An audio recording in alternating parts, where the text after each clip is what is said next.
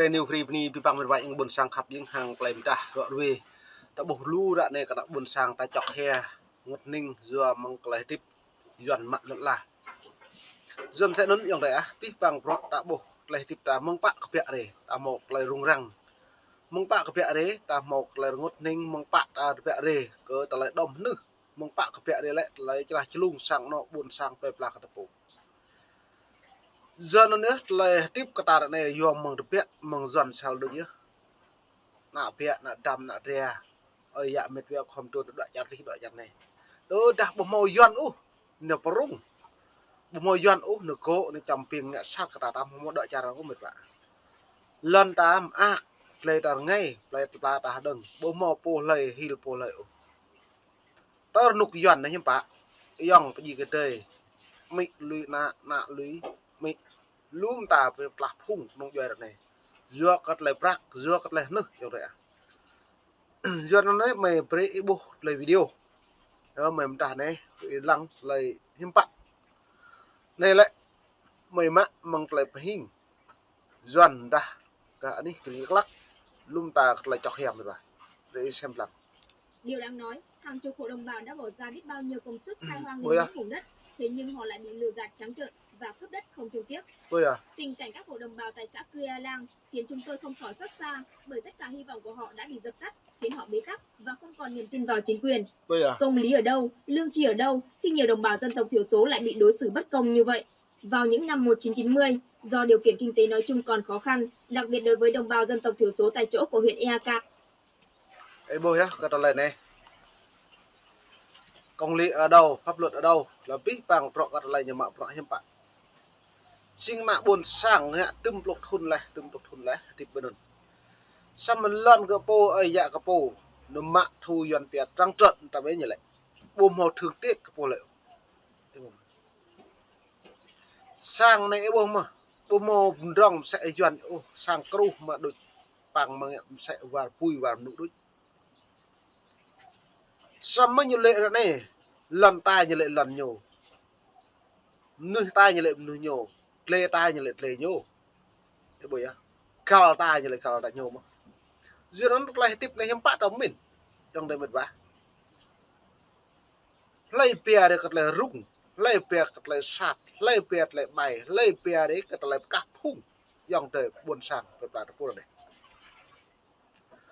nó nhớ ra này bread is xem lăng lại mày mạ này lại đạp mày rạm rê một cái mày bình y lệ cái mày mự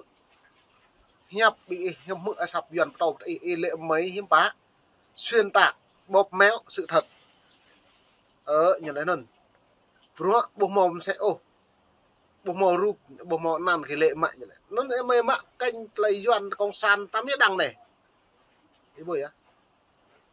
bread is lăng cái hiểm bạc mày po hạ rụp mày po hạ mày quay hạ bật đạp mấy hẹp mày po nên như vậy nạ buồn sang nhập po ấy chỉ tích cả đáng hai em nuôi nào buồn sang đề gà này dần déo mất lòng tin người dân mất lòng tin thì đảng cái bưởi không phải là nhưng mà mày ngại này nên pre cái phía chúng ta ít lặng lạ đấy ít học nhiên lại phụ mạ rồi dần ít lặng ya mạ sau dần ít lặng ya cơ ta lấy dần ngạ hai nào buồn sang đề gà là phụ nó mà pre ít lặng biệt tức lấy này tỉnh Đắk Lắk, bệnh tật, sốt rét tràn lan, thiếu lương thực và đất canh tác là tình trạng phổ biến. Theo lời kêu gọi của Đảng và Nhà nước về khuyến khích đồng bào tự lực tự cường, khai hoang phục hóa, tăng gia sản xuất để tăng nguồn thu nhập, cải thiện cuộc sống, giảm gánh nặng cho nhà nước. Nhiều gia đình đồng bào dân tộc thiểu số đã vào khai hoang, định cư tại xã Cư A Lang, huyện Eak. Trải qua nhiều năm khai hóa đất hoang theo chủ trương của nhà nước, nhiều hộ gia đình thuộc đồng bào dân tộc thiểu số đã có đất để canh tác, có hộ đã canh tác được hàng chục hecta. Từ đó đời sống được cải thiện do đã có đất canh tác. Từ một vùng đất hoang hóa, Cư A Lang trở thành một vùng đất màu mỡ. Đây cũng chính là nguồn cơn khiến sự tham lam của nhiều cán bộ trỗi dậy. Dưa nó tạo buộc cái lời này nhờ cái độc cái nan tâm như bưởi plư cái nào buồn sang, dòng để buồn sang, ta tin à? Nhiều plư nạ đề gà tại hiểm phá, như lệ bread ít khi được mong pan xuyên mạng pro lấy trong clay lên vùng play cắt lời mòn pa hoặc cắt lời nạp đạp ở trong clay nhẹ màm đê nữa như lệ, thế bộ vậy, sao mới như vậy lại, nạ buồn sang đây gà tận hú hà mà phải vừa ta cất lại ta hú hà ta tiếp lại một thòng nhậm phải nè phải thì cái năng ta cho lê trong lê plak ta bây giờ nâng để nhớ được thầu lê làm à đang ta bỏ màu cái bộ sang chỗ đang ta cần rong lắm á cái bộ nạ buồn sang hú hà để trong lê nhạc màn đấy chứ vừa ta nói lại nè nhưng phải lại ta bố ta trong lê kiang nhưng bạn như nó mạ mà thù trăng trận tầm như lệ lần coi lần là một nà tu mừng lao đấy như bộ lễ lần nó lại vừa ra về cuộc này mà năm bữa nạ buồn sang chồng làm nông nọ tôi nạ buồn sang chồng keng làm nông nọ theo như nó mạ được chính bạn bột lên này nó nói tà bộ phun một lần tạ thọc lọt ôm mệt vợ tôi dần mong miền bắc trồn này này như thọc lọt này thầu nhậu nhẹt này thầu đí điếm này thầu lại tập này thầu thăm thầu sun ngăn này thầu bóng bạc này dần yếu thăm nhúng thăm ô này cái bụng mong dần sao lịch thầu này nó nên mong này mày phải xem lăng mực lại bị hấp này hiếm bà lại cao mà tầm mực bố mà hồi đạp mày hấp bộ mày này phải dần cho bố bị hấp này Họ bất chấp nỗi khổ, công sức của người dân để làm nên những tội không thể dung tha. Rồi sang cái năm tôi là những người dân rất chi là bức xúc. Ở ngoài Bắc ta vào đấy á, là chủ yếu là kiếm đất sinh sống để nuôi con, mà vào đấy á, là mua được miếng đất nào á, là nhà nước tìm cách cướp hết. bơi à Tôi mua một miếng đất của ông Trần Đại Thắng á, là thế bơi mệt vậy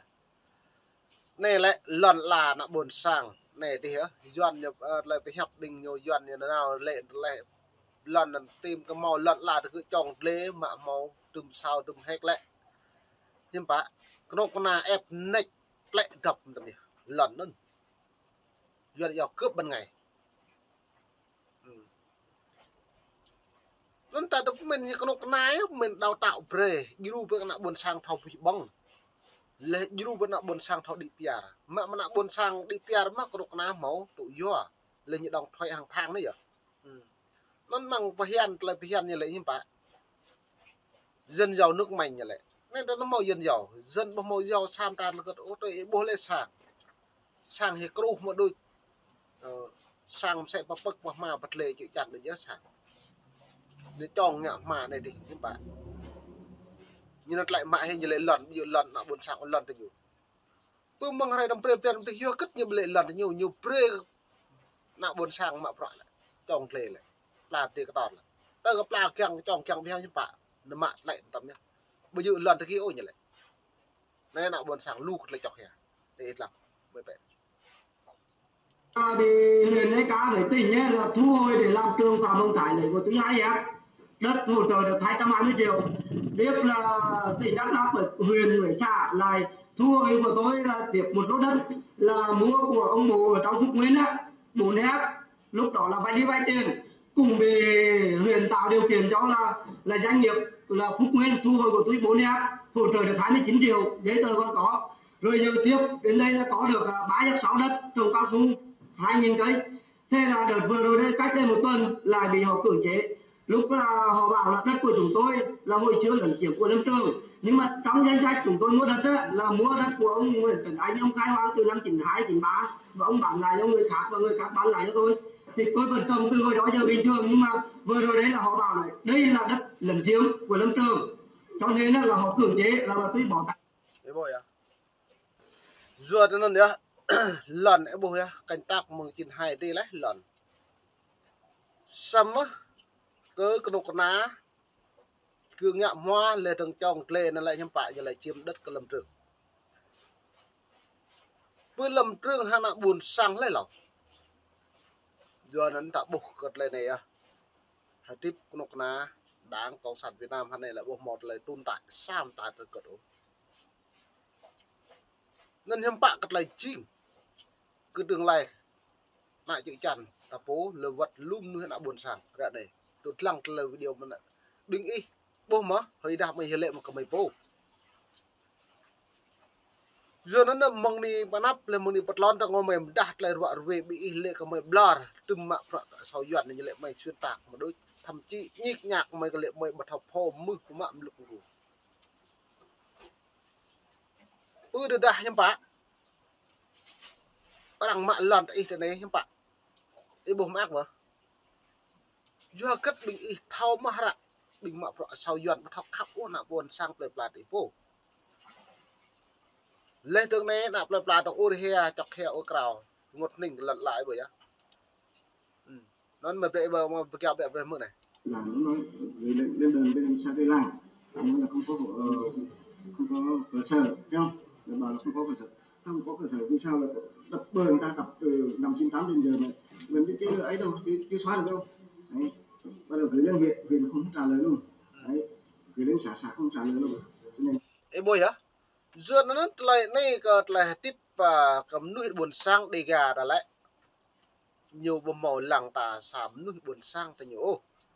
nhiều làng ta halun toi ro như làng ta bôi á nó như lệ những bạn neo ôn hòa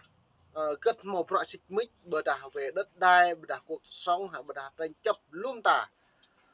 ta lại nào bà xã nhá nào bà xã bờ tui nào bà huyền tui nào bà tình tui nào trung ương nó nhớ đầm cà phê nằm neo hàng lẻ lơ bờ đà bờ dữ nó như lệ cái bụng summer này là buồn sang thực hiện được cái bộ luật như nhớ neo bà xã bờ lệ neo bà huyền bà thầu neo bà trung ương thợ bô bây giờ hắn lên nào buồn sang đời bằng ruột là nó chỉ chẳng tình nhủ mà bằng xạ cho bà huyền trong tính trong trung ương tình nhủ hay sai à chỉ có một ruột thôi giờ nó trà mong ni nắp mình vạ tập loạn đối với đảng cộng sản Việt Nam hay là nhà mạng lẫn là nó có nòng tập tu here tu thì như à bố lên tang bố đơn tiệp à nằm tổ hụi đi nhốt à cái bố lên coi này lệ này bại bố bố hẹp này nếu mà xạ bố lệ nếu mà huyền một thầu nhưng bạn hắn lại ta cái nàng đâu cứ xạ nhá huyền nhá tính nhá trung ương nhá mị ma ta lệ nè khoa bố phát đi mà bố nạ buồn sang xong bố mò bố lấy rằng lăng làm an mò bố lấy lấy chẳng mự nạ buồn sang u cao này nó cao lận lạt ý lô mà nạ buồn sang đi gà đã làm lợp lô xa lần năm thôn vào độc lòng đi nè nó như bịa nó mà về mộ bịa cật lấy rồi lên này biết làm sao tôi là bà con nhiều năm thiếu đất làm riêng cái chung nhà chúng tôi là có 5-6 khẩu vậy là không có đất làm là không sao mà trong đó thì đất của em thì lại không có danh sách cưỡng chế mà nhà nước tự nhiên ủi hết cao su với cả vườn cây keo các thứ của em hết mà không có danh sách gọi là cưỡng chế và tự nhiên nhà nước khác tự ủi đất của em bây giờ em không có đất để làm bây giờ em phải đi làm thuê để kiếm sống mà bây giờ em có 4 đứa con mà bây giờ em phải đi làm thuê để kiếm sống thôi chứ còn em lại không có đất nữa. Mình có đất ở bên Sìn Dầu ấy, mình khai phá từ năm 98, mình vẫn làm canh tác bình thường đến 2015 họ ủi, đến mình họ ủi, lúc mình làm thì không có ai can thiệp gì mình cả. Ê bố yến nạ buồn sang đề gà đã lại mong lùng nhạ bố bố lại lệ ô lệ nhạ lần nó mong chín tam này lần là bố mò bố lại lệ ô xong mà thậm chí lần nó bố dự lần cả ta lại nó não dự rồi ăn giết thu mạ vì một tập năng sang nộ gự bố mò rạc nâng bằng họa như mạ bro luôn răng yêu để chèm nạ bịa nạ này gự nhưng bạn là này gал một cái một giờ nó lại này mày bread xem ít lặng ấy bố lại mình vậy buồn sang mời phải nhập yuan đeo nói có sách mấy có chứng cật lại video của mình bác đấy hàng lại rút tí bằng hàng lại mức lặng cật lại này giờ nó này mày vừa chả mà đẹp nịt môngอย่างแต่เขาขับปรับmột ít xem lặng này mình đã cả búp bê mình nịt mông mình đã đứng hàng lại giật lên này bây giờ bạn này thằng bạp lại training free bây giờ bạn ấy mình học app bị xem lặng mình nịt nắp mình đã đứng cật lại rung răng một này yuan như tu nãy buồn sang để ga yuan này ni đã bạn đi bạp lại